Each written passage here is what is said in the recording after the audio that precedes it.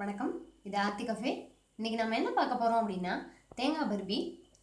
தேங்காய் பர்பி செய்ய தேவையான பொருட்கள்: தேங்காய் 1 கப், துருவின வெல்லம், அதாவது உருண்டை வெல்லம், மண்டை வெல்லம் அப்படின்னு சொல்லுவோம் இல்லையா, அது 1 கப். அதாவது தேங்காயும் வெல்லமும் 1:1 ரேஷியோ தான். தேங்காவை நம்ம துருவிட்டு எதில் மெஷர் பண்ணுறோமோ அதில் கொஞ்சம் அழுத்தி போட்டு வச்சுக்கணும்.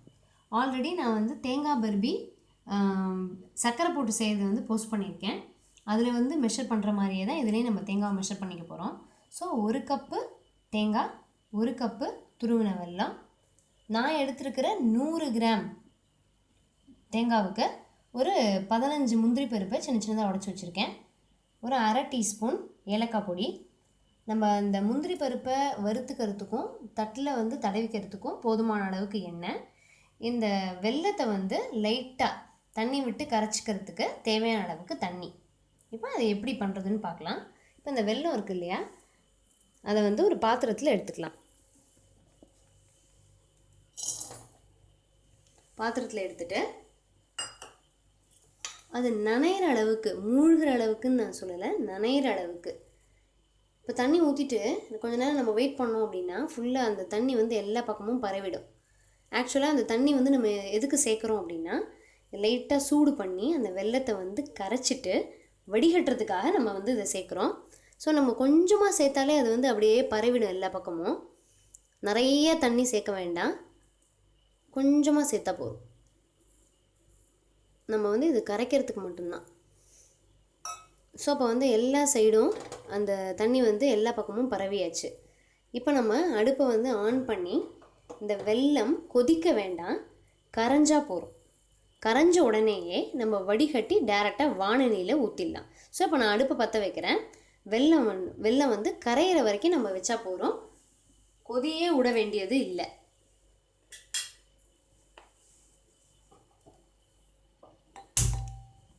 ஸோ அது கரைஞ்சதுக்கப்புறமா பார்க்கலாம். இப்போ வெல்லம் நல்லா கரைஞ்சிருச்சு. அந்த வெல்லம் இதே இல்லை, ஃபுல்லாக தண்ணி ஆகிடுச்சு. அப்படியே இதை ஆஃப் பண்ணிடலாம். இப்போ இது அந்த சமயத்துலேயே நான் என்ன பண்ணிட்டேன் அப்படின்னா, முந்திரி பருப்பையே நல்லா கோல்டன் கலரில் வறுத்து வச்சுட்டேன். இப்போ இதை நம்ம தனியாக ஒரு தட்டில் எடுத்து வச்சுட்டு இந்த வெல்லத்தை அப்படியே டைரெக்டாக வடிகட்டி நம்ம இந்த வானலியிலே ஊற்றிடலாம்.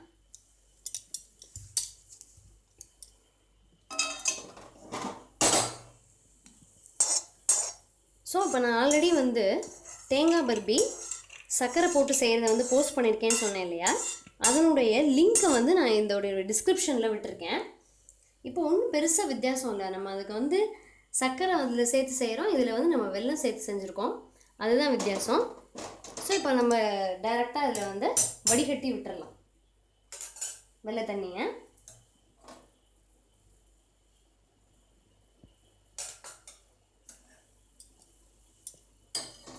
இது கூடயே நம்ம இப்போ தேங்காவையும் சேர்த்துடலாம்.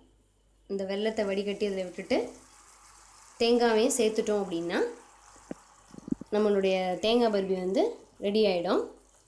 கலரி அப்படியே நம்ம கொண்டு வர வேண்டியதான். இப்போ இதில் நம்ம வெல்லத்தை ஏன் வடிகட்டி ஊற்றுறோம் அப்படின்னா, இதில் நமக்கு தூசி, கல், மண் இருக்கலாம். அதை அப்படியே சேர்த்துட்டோம் அப்படின்னா ஃபுல்லாக நம்ம நரன்னு பர்பியில் மண் அமுக்கிட்டே இருக்கும். அதனால தான் நான் இதை வடிகட்டி ஊற்றணும் அப்படின்னு சொல்கிறேன். இப்போ அதில் தேங்காவை சேர்த்துடலாம். டைரெக்டாக தேங்காவை சேர்த்துட்டு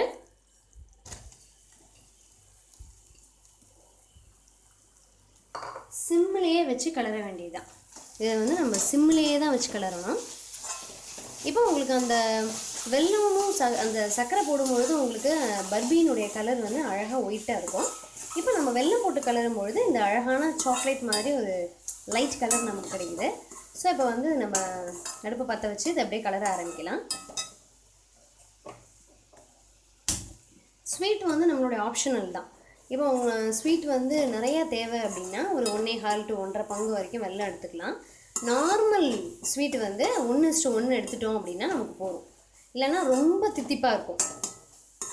இப்போ இது நல்லா சுருளை வரும்பொழுது நம்ம இறக்க வேண்டியது இருக்கும். ஸோ அந்த பதம் வரும்பொழுது நம்ம பார்க்கலாம். அதுக்கு இடையில நம்ம ஏலக்காய் இருக்கு இல்லையா, அந்த ஏலக்காய் பொடியையும் வறுத்து வச்ச முந்திரி பருப்பையும் நம்ம சேர்க்கணும். இப்போ இது அந்த ஸ்டேஜ் வரும்பொழுது பார்க்கலாம். இப்போ நம்ம இந்த முந்திரி பருப்பையும் ஏலக்காய் பொடியையும் இப்போ சேர்த்துடலாம். அதுக்குள்ள முந்திரி பருப்பு, ஏலக்காய் சேர்த்துட்டு லோ ஃப்ளேமில் நம்ம அதை கலரிட்டே இருக்கணும்.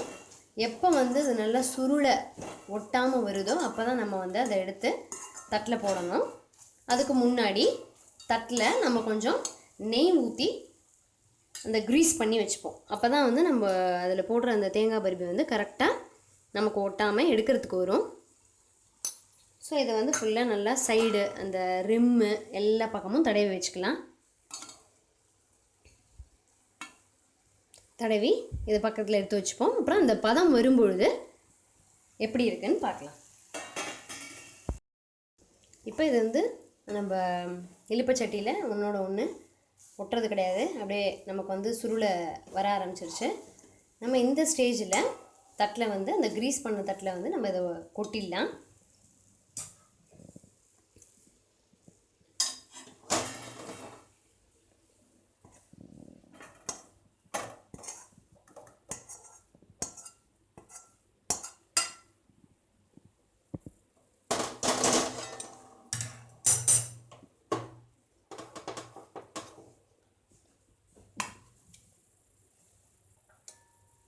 இது வந்து நமக்கு நல்ல ஒரு வித்தியாசமான டேஸ்ட்டு. அதாவது சர்க்கரை போட்டு செய்கிறது ஒரு வித்தியாசமான டேஸ்ட்டு, வெல்லம் போட்டு செய்கிறது ஒரு வித்தியாசமான டேஸ்ட்டு. இப்போ இதை வந்து நல்லா ஒரு ஓரத்தில் ஒன்று சேர்த்து நல்லா கெட்டியாக நல்லா தட்டி தட்டி தட்டி ஒன்றோட ஒன்று நல்லா கெட்டியமாக தட்டி தட்டோட ஓரத்தில் கொண்டு வந்துடலாம். இது வந்து நம்ம பீஸ் எப்போ போடணும் அப்படின்னா கொஞ்சம் ஆறணும். அப்போ தான் வந்து நம்மளால் பீஸ் போடுறதுக்கு கரெக்டாக வரும். ஸோ இதை நல்லா ஷேப் பண்ணி தட்டி வச்சுக்கலாம். தட்டி வச்சுட்டு ஆறும் பொழுது ஆறுனதுக்கப்புறமா அது நம்ம பீஸ் போடும்பொழுது எப்படி இருக்குன்னு பார்ப்போம். இப்போ அதில் வந்து நம்ம பீஸை போட்டுருவோம். அந்த கத்தியில் லைட்டாக கொஞ்சமாக நெய் லைட்டாக கொஞ்சம் தடவினா போகிறோம். அதே மாதிரி அந்த பர்பிலையும் லைட்டாக கொஞ்சம் நெய் தடவிக்கலாம்.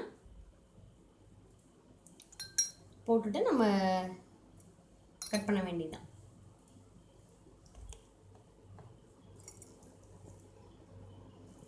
அழகாக இது வந்து நம்ம கரெக்டாக அந்த பதத்தில் எடுக்கலை அப்படின்னா நமக்கு வந்து ரொம்ப சாஃப்டாக இருக்கும். அது வந்து இருகவே இருகாது. இந்த பதம் வந்து வெல்லத்தை பொறுத்த வரைக்கும் ரொம்ப முக்கியம். சர்க்கரையும் கரெக்டு தான், ரொம்ப ஹார்டாகவும் ஆகிடக்கூடாது, அதே சமயத்தில் ரொம்ப சாஃப்டாகவும் ஆகிடக்கூடாது. சாஃப்டாக ஆகிடுச்சு அப்படின்னா நமக்கு பூரண மாதிரி ஆகிடும். கொஞ்சம் ஹார்டாக இருந்தால் தான் நமக்கு பர்ஃபி மாதிரி இருக்கும் வெல்லத்தை பொறுத்த வரைக்கும். ஸோ இது வந்து நம்ம நீட்டாக ஷேப் போட்டு வச்சிட்டோம். இது வந்து கொஞ்சம் ஆறுனதுக்கப்புறமா தேங்காய் பர்பி ஆனாலும் சரி, நம்ம சர்க்கரை யூஸ் பண்ணுற பர்பி, வெல்லம் யூஸ் பண்ணுற பர்பி எதுவாக இருந்தாலும் நல்லா ஆறுனதுக்கப்புறம் தான் வந்து உங்களுக்கு கரெக்டாக அந்த சாஃப்ட்னஸ் வந்து கரெக்ட் ஸ்டேஜில் இருக்கும். முன்னமே எடுத்துட்டோம், ரொம்ப ஹீட்டாக இருக்கும்பொழுதே ஆறுறதுக்கு முன்னாடியே எடுத்துட்டோம் அப்படின்னா நமக்கு வந்து அந்த கையில் வந்து அந்த ஹார்டு உணர முடியாது, வந்து ரொம்ப சாஃப்டாக இருக்கிற மாதிரி ஃபீல் பண்ணுவோம். ஸோ இது வந்து நல்லா ஆறுனதுக்கப்புறமா நமக்கு அருமையாக பீஸ் கிடைக்கும். ஸோ அது நல்லா ஆறுனதுக்கப்புறமா பீஸ் போட்டுட்டு தனித்தனியாக எடுத்துகிட்டு பார்க்கலாம். இப்போ நம்ம வெல்லம் போட்ட தேங்காய் பர்பி அந்த பீஸ் போட்டது எல்லாத்தையும் தனித்தனியாக பிரித்து வச்சுட்டேன். ரொம்ப சூப்பராக இருக்குது, பார்க்குறதுக்கே அப்படியே கண்கொள்ளா அழகாக இருக்குது. அந்த கலர் வந்து அவ்வளோ அருமையாக இருக்குது. அதே மாதிரி டேஸ்ட்டும் ரொம்ப ரொம்ப டிஃப்ரெண்ட்டான டேஸ்ட்டு, அருமையான டேஸ்ட்டு. நான் இன்னும் ஒரு தடவை உங்களுக்கு ஞாபகப்படுத்திக்க ஆசைப்பட்றேன். நான் வந்து அந்த சர்க்கரை போட்டு தேங்காய் பர்பி செய்கிறத வந்து ஆல்ரெடி போஸ்ட் பண்ணியிருக்கேன். அதனுடைய லிங்க்கை இந்த வெல்லம் போட்ட தேங்காய் பர்பியினுடைய டிஸ்கிரிப்ஷனில் ஆட் பண்ணியிருக்கேன், நீங்கள் அதை பார்த்துக்கோங்க. இந்த வீடியோ பிடிச்சிருந்தது அப்படின்னா லைக் பண்ணுங்கள், உங்கள் ஃப்ரெண்ட்ஸ்க்கும் ரிலேட்டிவ்ஸ்க்கும் ஷேர் பண்ணுங்கள். இதே மாதிரி அருமையான ரெசிபிஸ் பார்க்குறதுக்கு சேனலை சப்ஸ்கிரைப் பண்ணி வச்சுக்கோங்க. இன்னும் ஒரு அருமையான சூப்பரான ரெசிபியோட உங்களை நெக்ஸ்ட் எபிசோடில் மீட் பண்ணுறேன். தேங்க்யூ.